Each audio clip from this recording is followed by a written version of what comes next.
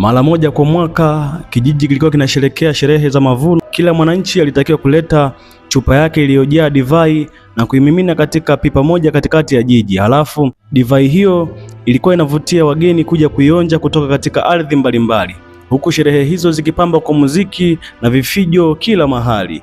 Halafu mtu wa kwanza kwenda kuonja divai ile kwa kikombe alikuwa ni mfalme.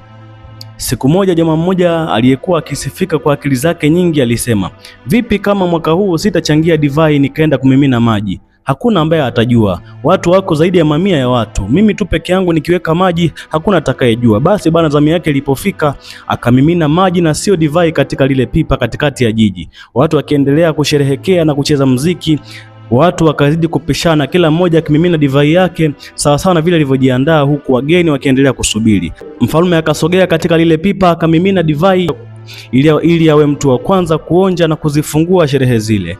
Basi alipomimina kikombe chake akapiga bana kikombe kimoja. Baadaye akatema akasema, hivi ndivyo mnavyoweza kumlipa mfalme wenu?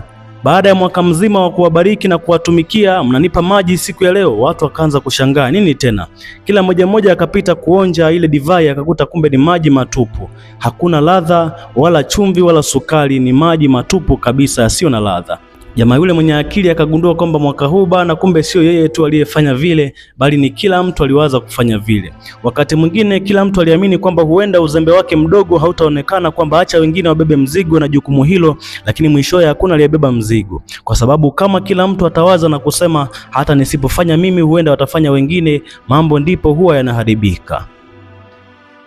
Na kuanzia hapo sherehe zikakoma na hazijawahi kurudia tena kuanzia hapo.